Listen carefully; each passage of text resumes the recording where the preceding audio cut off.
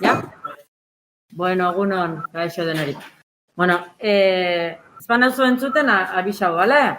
Bueno, ni Jon Elandaluze naiz eta Dibulitun enpresatik nator. Dibulitun da ekoiztetxe bat, irudean, gehien bat egiten deu lan irudean, bidean bebai, baino, bueno, kontatuko dizuet pixka bat, zertan ari gabiltzan, zertan egin dugun lan, eta nola ikusten dugun izango diela urrengo urtiak, bale? Donostin gaude finkatuta, orain arte Irunen egon geha, baina, bueno, hain dela 2 aste kasualitatez mugitu ginen Donostira. Eta lehenengo gauzia jarriko izuet, reel bat ikusteko gure lanak zeintzuk izan dira, bale? Piskate.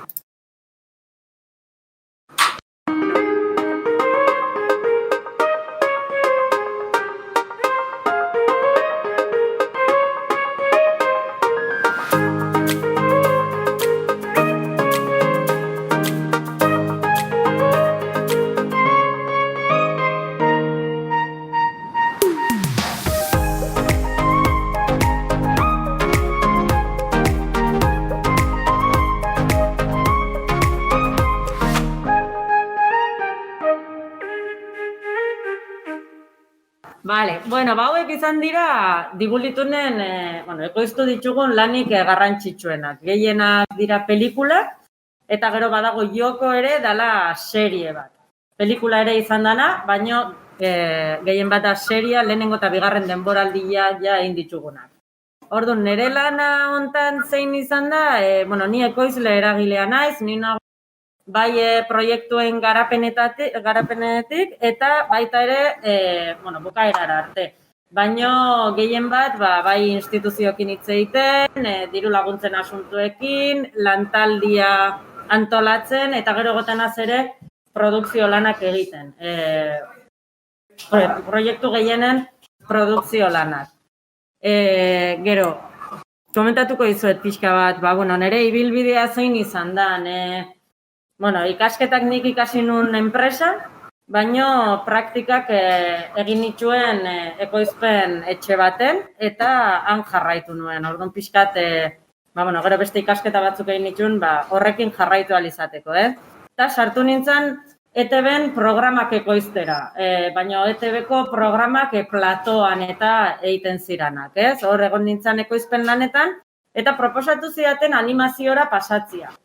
Animazioan zer gertatzen da, zuek bakizuenak, telebistan dana grabatzen dagun batian eta hurrengo egunean emititu dezakezu. Animazioan batian, epeak hasi zian izaten, nik eskatzen nuna, posible da proiektu ontako minutu bat eukitzeko, eta minutu bat eukitzeko behar genitxun igual 2 hilabete, eta moldatu behar izan nintzen, egia da epeak oso murriztuak diala, baina gero egia dabe bai, proiektu bat sartzen zanean, pelikula batena, igual 2 urte genitxula, lanaz gainezka, pelikula hori ekoiztu ahal izateko.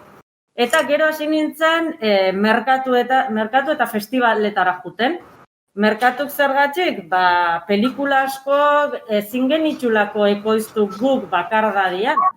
Pelikula askok behar dute koproduktore bat, banatzaile bat behar duten oski, eta beti gure helburua dalako pelikula hemen arrakastatxua izatea, baina munduan zehar ere arrakastatxua izateko. Eta horretarako zein bar gendun, saldu. Eta saltzeko, jun beharra daukeu merkatu internazional hauetara, Hauek izaten dira, Berlinekua, Cannesekua, han elkartu itzen geha, beste koproduktore batzukin, gero azalduko dizuet zeintzuk proiektuk izan diran koproduktore batekin egindakoak, eta zeintzuk guk bakarrik egindakoak, eta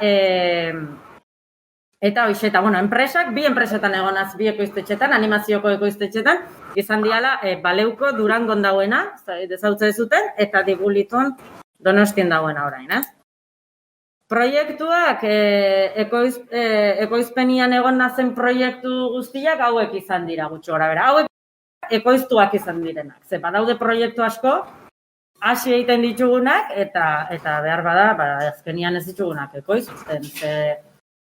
Ez degulako lortzen telebistarik interesauta dauenik, edo banatzailerik, edo finantziazioa, eta orduan bertan bera geratzen dianak, ez?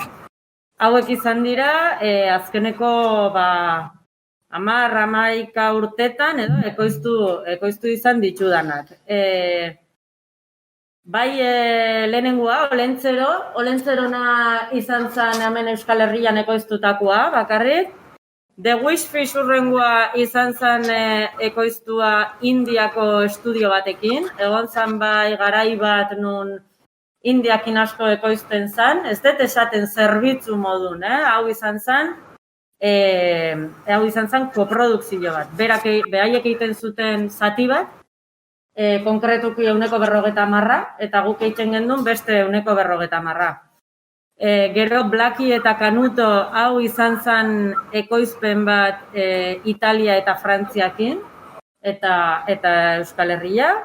Olentzero urrengoa izan zen, naiz eta Olentzero izan eta raro somatu, izan zen Argentinakin koprodukzio bat. Hau nola lortu gendun, azkenian moldatu egiten da, ez? Beraiek Olentzero deitu beharrian noizki, beste titulo bat jarri zioten, Gabonetako ipuin bat bezala, eta Olentzero zen, behaientzako izan zen, aurkeztu zuten, Gabonetako gizona bezala, eta, ez zioten buelta gehiagorik emon. Pelikula oso interesgarria da, tratatze ditu bebai ume batzuen gaixotasun arraruak konkretuki, eta nahiko arrakastatsua izan zen ere Argentinan. Gero, Teresa eta Galtzagorri izan zen hemen ekoiztutako 100 pelikula bat.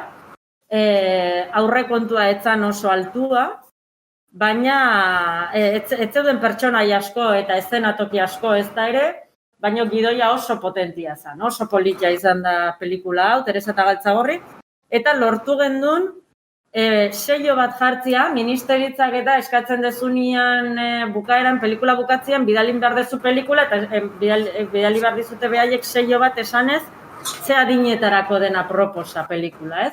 Eta honekin, eman ziguten sello bat zala, esanez, umeentzat oso aproposa zana, ez zuten jarri noski publiko guztiantzako zen, baina gainera gehitu zuten umeentzako aproposa zala.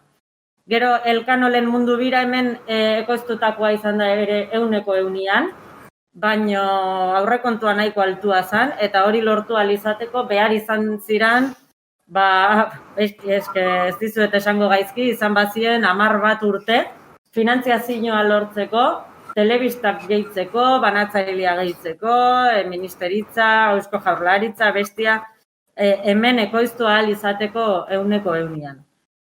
Gero, Joko eta Lagunak dia hauek komentatu dizuedana, seria eta pelikula dianak, hau ekoiztu egiten da Errusiarrekin, eta El viaje más largo gure azkeneko proiektua, hau da dokumental bat animazioa daukana bebai, bihar estrenatzen deguna, aurre estrenaldia Irunen, eta Filmin plataforman estrenatuko da azkenian, gero ez da zinematara jungo aurtengo egoera dela eta.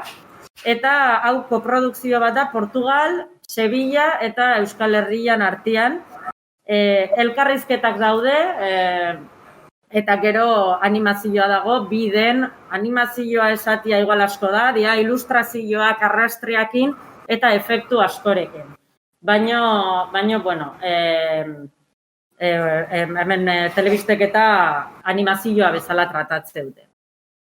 Eta zeintzuk proiektutan gauden orain murgilduta, hauek dira, Joko oporretan izango da gure hurrengo proiektua dana pelikula eta 3. denboraldia, seria, 14 kapitulu eukiko ditunak, 3 den, umientzako, ume oso txikientzako, preschool esate dana, eta Winnipeg eta proiektu bat biden nagusientzat, nerabeta nagusientzat, eta hau, gidoia badaukegu Winnipegena, baina oraindik garapenian gaude, bai. Teaser txiki bat daukeu, gero erakutsi aldizuedana, baina askoz gehiagorik ez. Eta euskaraz ekoiztutako proiektuak, azaldu nahi dizuet pixka bat, nola esaten dugu, nik lehen erakutsitako proiektu guztiak, azkena izan ezik, Winnipeg ez, El viaje más largona, bilarra aurkezten duguna, hori gazteleraz da, beste guztiak euskaraz dira. Nola lotu dugu hori, azkenian, pelikula familiarrak dianian, umi eta familiarrak dianian beti euskaraz ekoizten ditugu. Horrek esan nahi du gidoia euskaraz landuta dauela, horregatik koprodukzio bat egiten dugunean, beti gidoia geure alde dau, gidoia beti euskal gidoilari batek egin beharra dauka, eta gero koproduktoriak egiten dauena da, gidoi hori itzuli eta behaien erara moldatu, ez bakarrik itzulpena, baizik eta moldapena, ez? Gero, zer dauka honek onuragarri, ETVek proiektuak euskaraz dianian adibidez, baldintza ezberdin batzuk ditxura. Koprodukziotan, esaten dizudana, eguk egiten dugu lan gidoiekin euskaraz, animatika ere euskaraz, eta orduan gero koproduktoriak egin behar dau animatika ere moldatu bere ahotsetara. Honek zer esan nahi du, gero produkzio planian, egiten dugunean produkzio plan eta jartzen dugunean work split batian edo bakoitzak zer egin beharra daukan, hor oso argi geratu behar da bakoitzaren lana zein dan, eta animazioa egiten danean, ahotsengatik, ahoa mugitzerakoan eta, normalian hori geure alde egoten dela, ez? Eta gero doblajiak, gero doblajiak egiten dirala, hainbat hizkuntzetara, eta ez da arazorik. Oso ituta gaudegu hemen, umien eta nagusien pelikulen eta doblauta egotia. Orduan normalian ez da arazoik egoten. Eta gero euskal merkatua gaur egun nola dagoen nik hemen jarri dizkizuet, ekoiztetxe nagusien edo logoak. Hauek dira momentu honetan Euskal Herrian filmak behintzat ekoizten ari dianak. Serieak bebai, Zeppeliniak adibidez orain serie potente bat dauka Gasteizen, ja Netflixen dauenian, Memorias de Idun deitzen dana. MB Producciones ere serieak lantzen ditu, biden, hau Gasteizen ere dauena. Eta gero beste guztiak, talka dala Fermin Muguruzanen proiektua, bere ekoiztetxia. Lotura Uniko, Paleuko, Dibulitun eta Basque Films, beste guztiak filmak ekoizten ditugu. Eta batzuk baita ere seriak, baino orokorrian filma. Orduan, honek ez du esan nahi, ez daudela beste ekoiztetxe batzuk, igual ekoizten dituztenak gauzak, beste gauza txikiagoak edo seriak bakarri igual plataformentzat, egon daiteke, baina hauek dira, guk adibidez, Ibaia dela animazioko produktorien ere erakundia, hauek gaude. Gero, euskal produkto berezi bat komentatu nahi dizuet, hau joko litzateke geuretzat, naiz eta, edudetan egon nintzen atzo, elkano ere sartziaz, baina igual luze jungo zitzaidan. Baina bilak dira guretzat garrantzitsuenak diranak euskal produkto bezala, ez? Joko zergatik, animazioko produkto bat izateaz aparte beste hainbat gauza ere delako, ez? Jokuak ere baditugu tabletetan edo smartphoneetan edo jolasteko.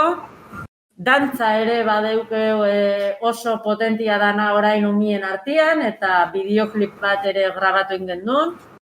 Eta produktuak ere baditugulako, motxilak eta eskolako produktuk deitzen dianak atera genitulako merkatura, baita ipuinak ere eta panpinak.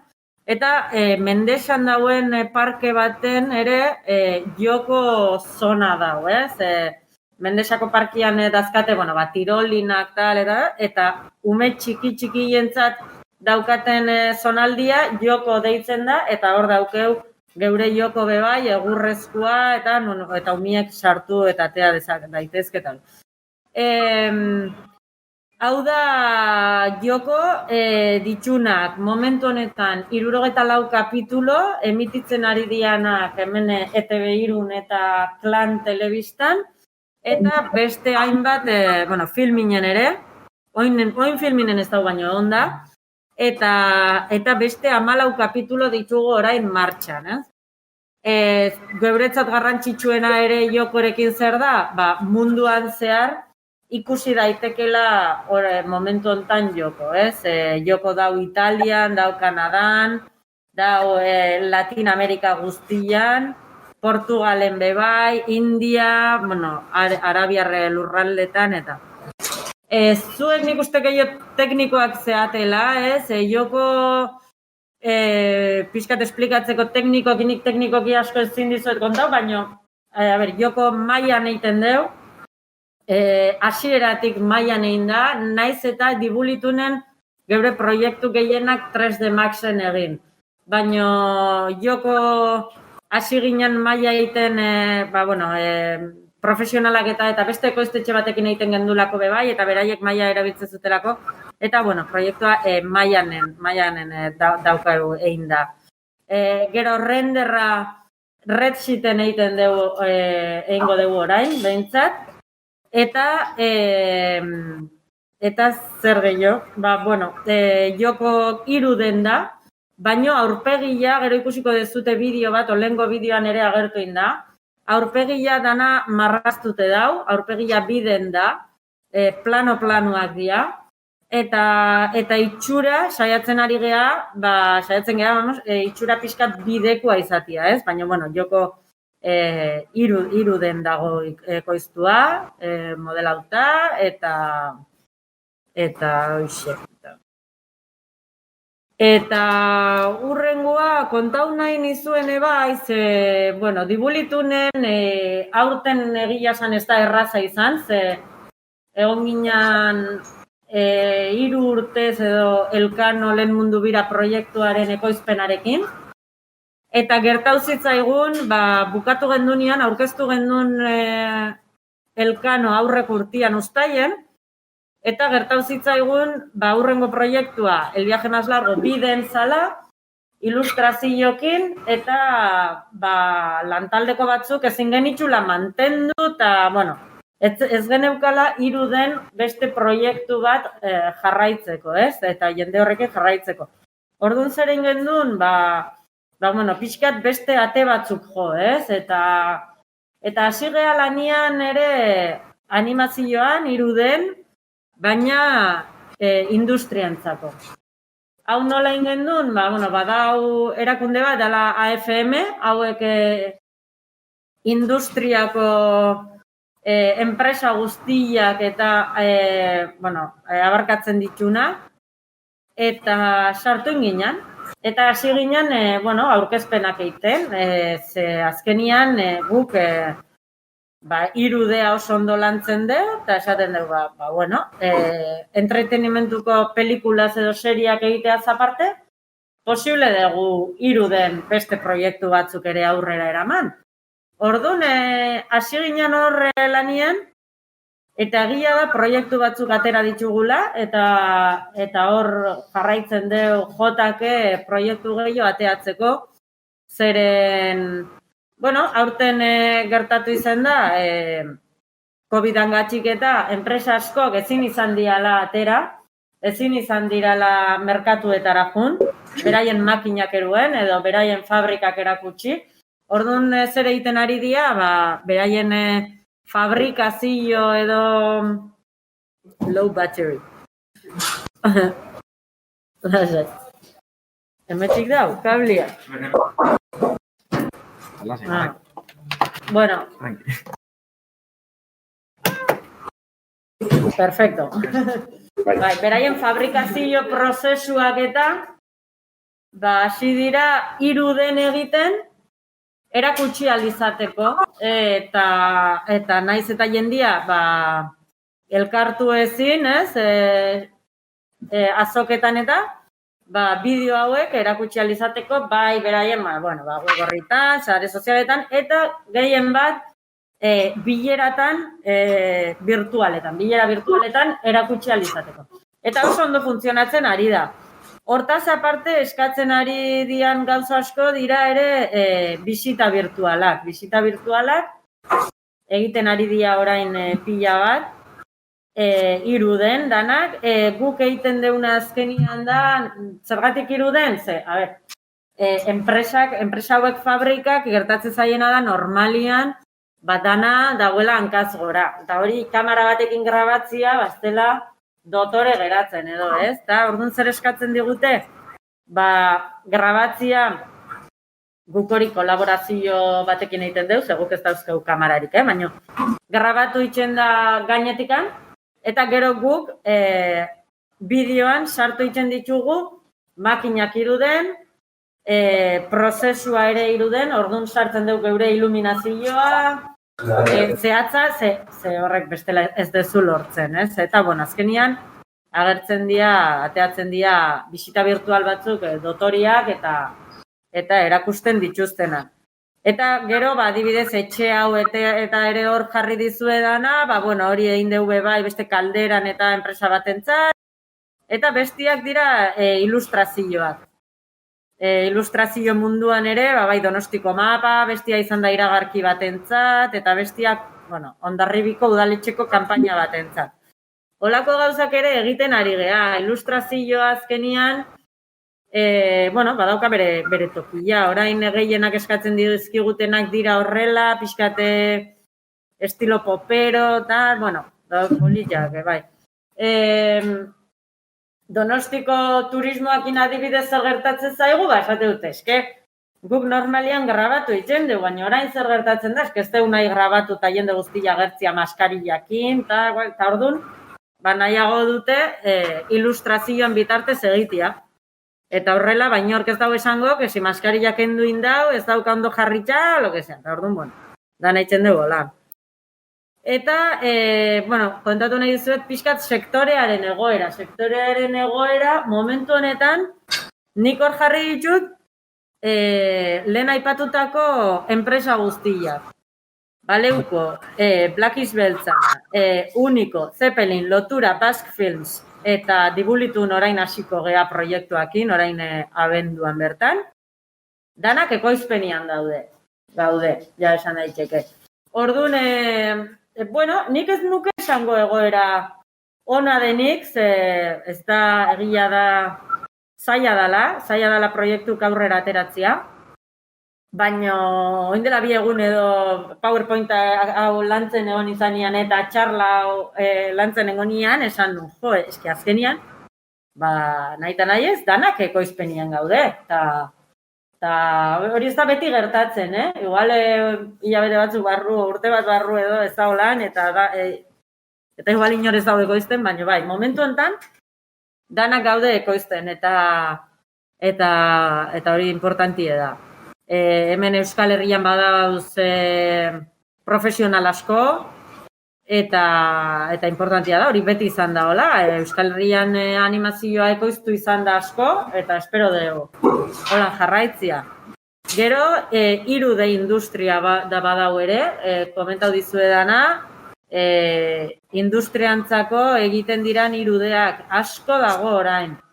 Gurekin lan egiten zuten askok adibidez, orain kafera jundia, kafek azkenian behaien trenakin eta hola irudeko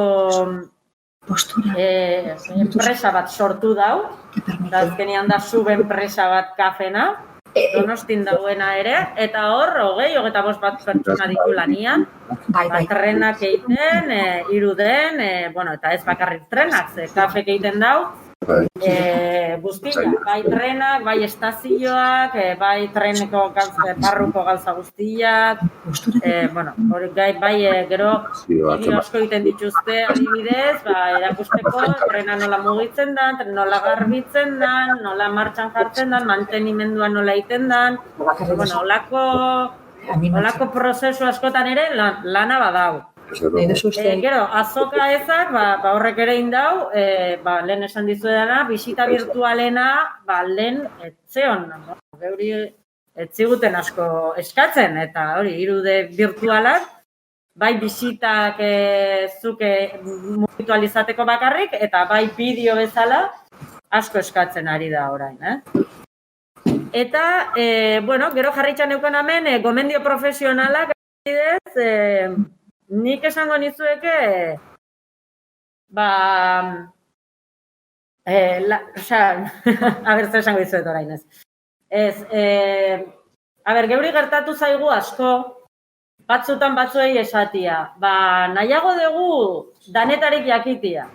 Eta holako jendia badaukeu eta estudioan, eta osondo datorkigu, ze batzutan inbardezu gauzatxo bat olakoa, beste gauzatxo bat olakoa, eta badau jendia generalistak dianak eta pixkat danetarik egite dutena.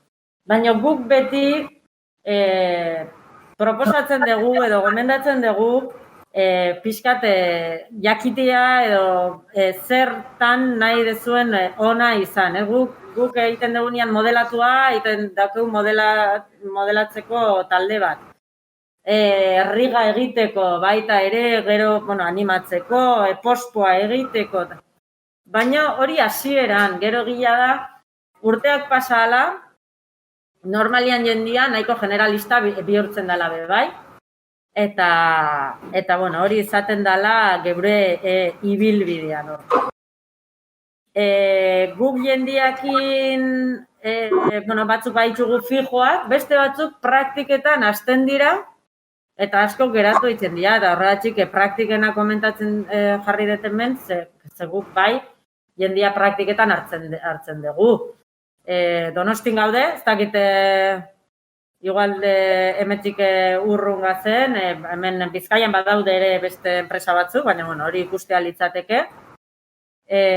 Guk bai garrantzia ematen diogu lanian egoteari, guk proiektu bat eukitzeari, momentu hortan lanian ze. Praktiketan hartzen degunian jendia, gustatzen zaigu behintzat ikustea produkzioa nola di joan, egotia proiektu baten barnean,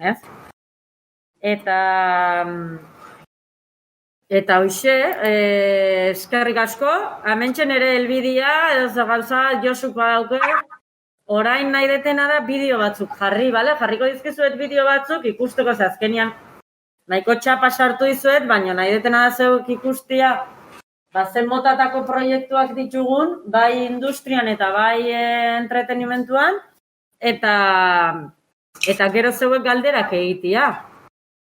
Edo zer gauza? Laso. Orain bideo batzuk eta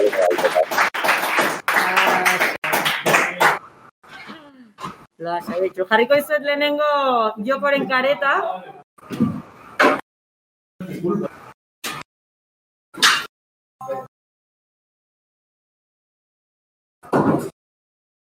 Ikusi ezakezu aurpegia, nola mugitzen dan, ez dela iruden, teksturak, iluminazioa adibidez, jokon, eitzen dugu lan, beti iluminazio batekin aurpegian. Hori egiten dugu, konpon egiten zen, eta orain 3. denboraldirako, ze beste egunean eduki gendun bilera bat teknikoakin, jarriko dugu rig prozesutik. Rigean bertan jarriko diegu iluminazioa aurpegian, gero ja arrastratu alizateko hori produkzio guztian zehar. Gero ikusiko dezuntenez, pertsonaiei eta jokori iten diegun asko da, teksturak aldatu, ditugu gero gordeta, pertsonai bakoitza tekstura pilo batekin. Gero eszenatokiak danak dia, lauak danak dia, mate paintingak, eta jartzen dizkilegu, marra batzuk, baita ere ditugu mendiak, bestia, baino danak dia mate paintingak. atzekuak, zuhaitzak eta noski ez, Hemen zuhaitzak ez, baina gero atzian jartzen dugu mate bat, itzal bat izango balitz bezala,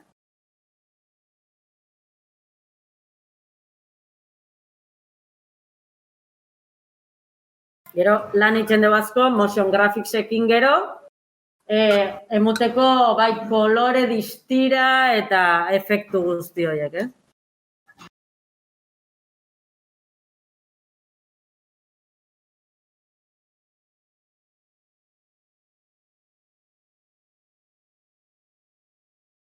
Bueno. Hau da, jokon kareta. Gero, adibidez,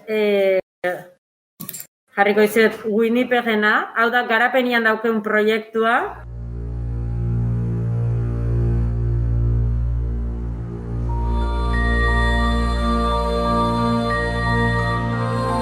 Hala, baiesta, el otro film, bueno, hemen berriztuin behar dugu, baina, bueno, zirritu belez hau jaz dau, Marmita dia frantziakoak, eta el otro film Chilekoak. España, 1939.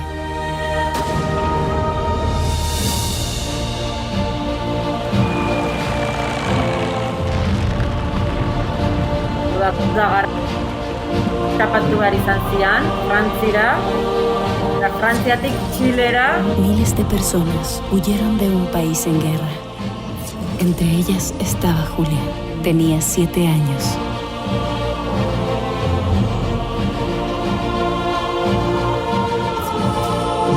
Habían perdido toda esperanza. Pero alguien se negó a rendirse.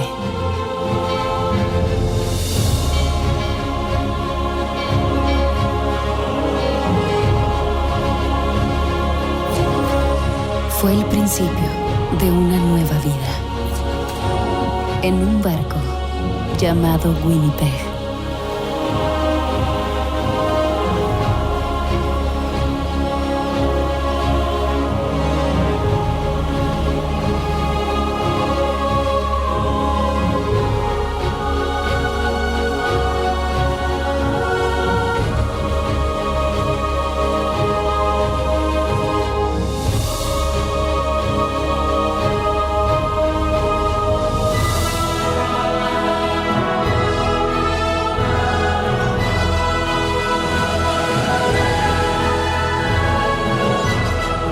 Winnipeg, el barco de la esperanza.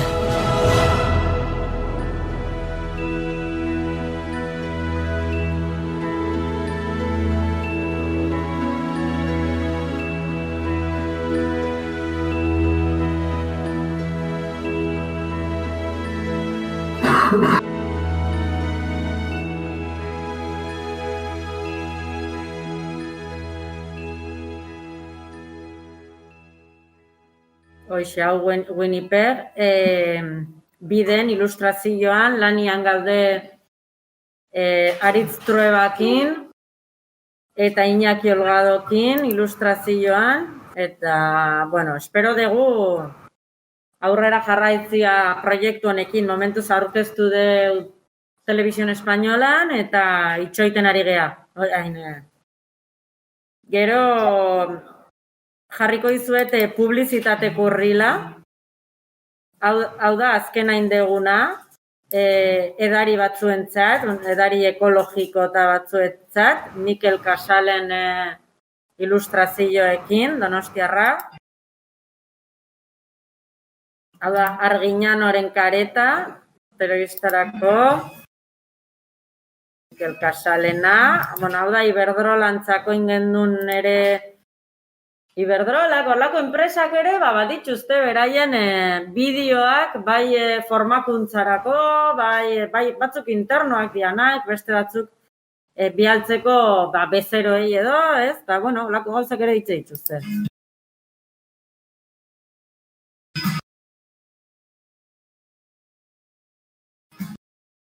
Hau, gaietak eta... behar bukatzen zen, hori?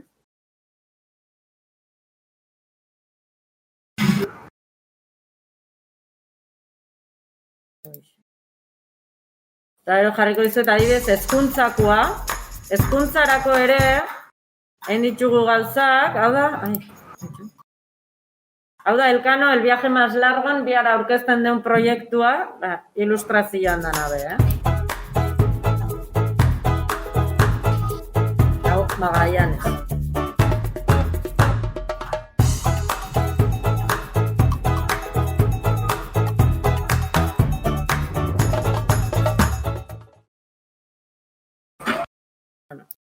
Gaude. Eta azkena industriana, industriantzako hori, olako proiektuak dira. Batzuk iruden, beste batzuk biden, iruden.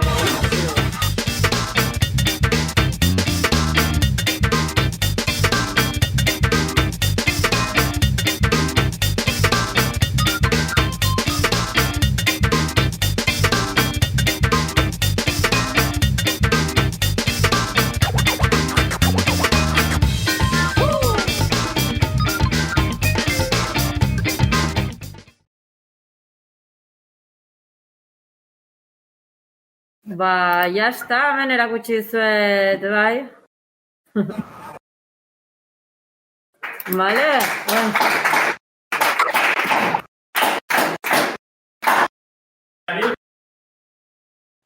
Zuek esan, a ver. Industrial sektorean bada. Bada? Industrial Lan? Asko? Lan ugari. Honi. A ber, nik esango nizuke baietz. Industrian gertatzen ari dira bi gauza. Bate, badazela enpresa asko, batzu, gutxi. Kaf bezala, sortu dula bere enpresa hortako, eta gero badaude beste batzuk, guri lan gehienak etortzen zaizkigu komunikazio agentzietatik.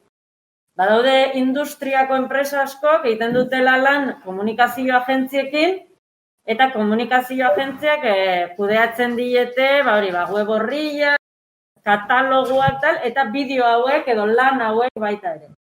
Eta guk hasi ginen, atea joka enpresetara berez, eta orain konturatu gea lan gehienak komunikazio agentziak bitartez datozela.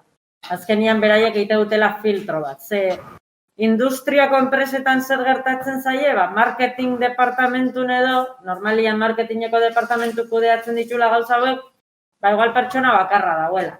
Eta ezin dula hori kudeatu. Orduan komunikazio agentziak bitartez egiten dutela hau. Baina lana badau, bai. Lana badau ze estatu batutatik eta industriako agentzik, industriako enpresek hasi dira gauzak ondo aurkezten, politxo aurkezten. Eta orduan azoketara joan izan dianean eta konturatu dira, ja ez dula balio. Lehen industriakoak aurkezten zituzten bideok eta gauzak ziandanak horrorosos. Eta orain konturatzen ari dira, gauzak ondo aurkeztuz gero, posibilitate gehiago dituzula saltzeko. Eta gauzak begiletatik sartzen diala. Eta azkenian 3D'arekin hori lortu dezakegu. Eta beste gauza bat da noski, kamarak ezin diala toki askotan sartu. Kamarak adibidez ezin du grabatu makina baten funtzionamentua barnetik. Eta hori 3D'ekin bai lortu dezakegu. Eta gu posible dugu gero bideoa azkarrogu egin,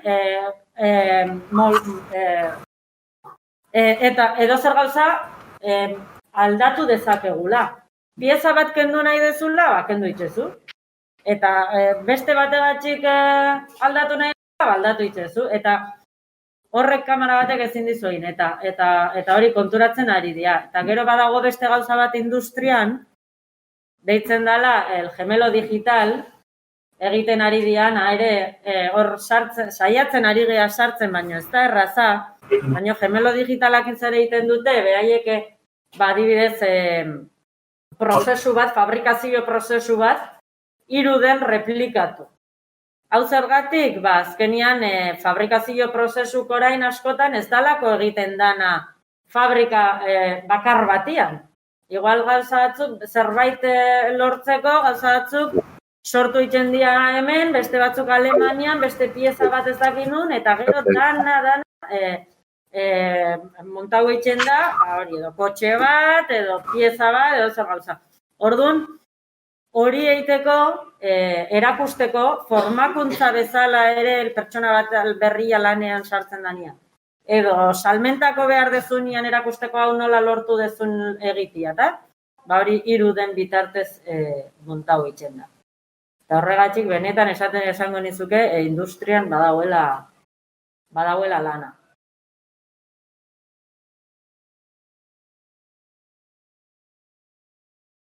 Bai, errealitate virtualian, gu asko ez geha sartu, azkenian hor programazio lan asko dauelako, egin ditugu gauzatxo batzuk, baina etorri zaizkigunak beste norbaitzetik igual eskatute, guk bisita virtualak adibidez lan egin deunian bisita virtualetan, eskatu digute bisita virtuala izatia momentuz, gehienak normal. Gero, egia da batzuk, saiatu diala izatia betaurrekokin. Baina orokorrian eskatzen digute momentuz bisita virtualak web bitartez. Museo askok egiten ari dira orain adibidez, baina holakoak izatia.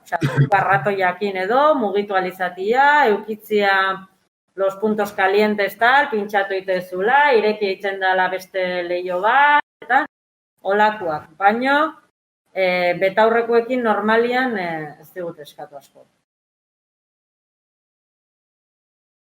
Egia da, betaurrekoekin eta egiten diran gauzak eta beste enpresa tipo batzuk ere egiten dituztela, badaude beste batzuk asko egiten dituztela. Baina guk ez geha programazioan asko sartzen eta horregatik momentuz hori ez dugu asko ikutu.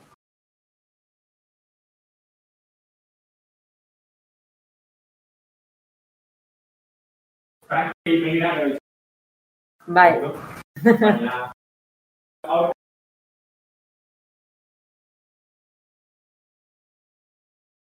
Ja. Guk eukideu pertsona bat orain praktiketan etxetik egiten, baino storyboarda itzen zuen. Hori itzein barko genduke eta ikustea ze prozesu dan.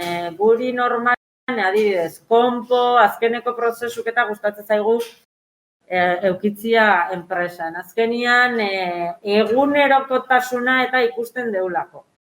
Eta momentu honetan langile gehienok ari geha enpresara juten. Egia da, etxetik egiten dutenek lan baloratu dugu, egunero ez gehala egon behar ikusten lana edo dan alakoa edo, pixkate eukitzeko egun batzuko zen. Baina, hori hitz egitea litzateke bai.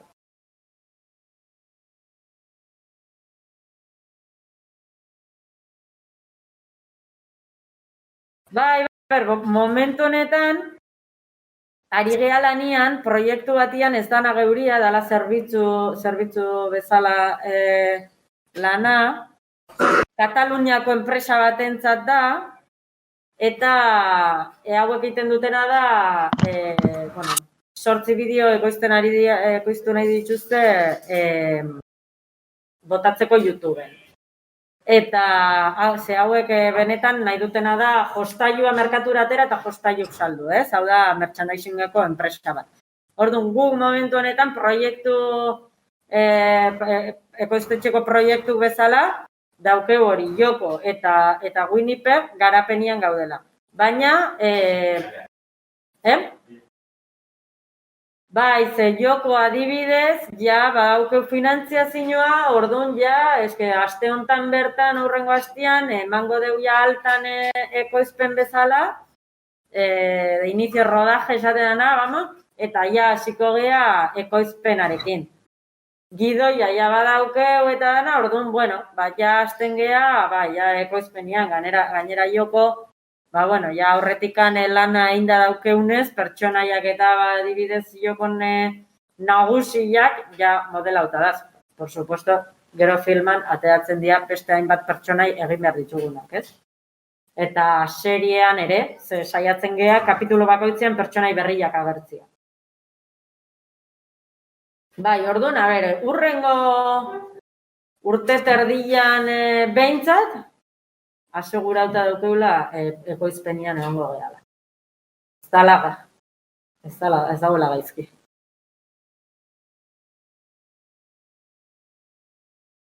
Bai, ez dakit, beste, eta benetan, eta beste zerbait jakin nahi badezue gehiago teknikoki edo, nik galdetu dezaket. Osea, beste, ez dakit, beste, edo gaur ez bada, beste momentu batian olako dudarik baldin bakatzu, Esan, bai. Gutxi gora bera zenbat zure bideokore? Kapitulo bat.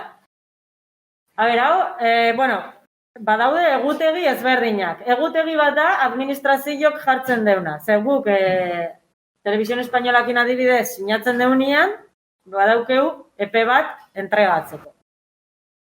Guk zer nahiago izaten dugu? Nahiago izaten dugu jende gutxi komila artean, baina, bueno, egotia eukitzia lanian eta luzatu alizatia epea. Beste batzutan gertatu izan zaigu, adibidez azkenekua entregatu behar izan genitxun, 7 kapitulo ekoiztu behar genitxun, eta euki genitxun 9 hilabete. Normalian hortik ibiltzen geha. Kapitulo bat, hilabete eta gutxi. Zer gero azkeneko prozesua daukeu bai, doblagia, edizioa, eta, bueno, mezklaketa hor, eta materialak ateratzia. Zer gero hasten zea, eta telebista batek eskatzeizu formato batian, beste telebista batek beste formato batian, eta, bueno, horrek ere denbora darama. Baina normalian bai, hilabete bat. Prozesu batzukin solapauta, eta...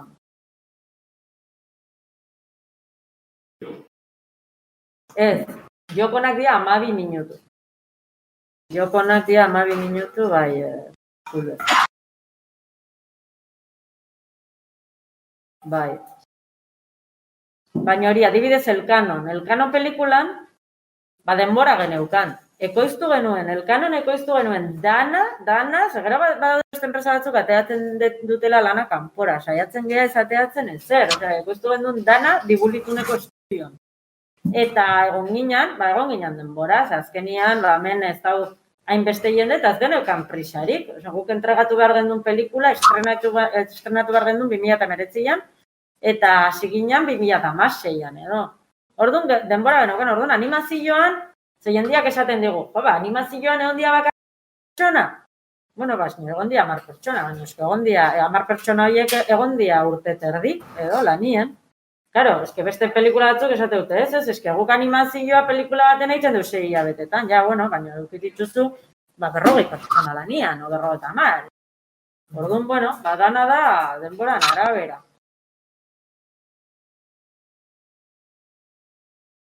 Gu nahiago deu, gainera,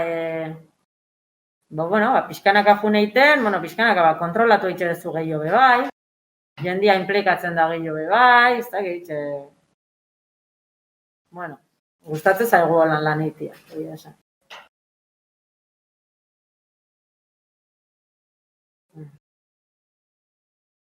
Ezer gehiago?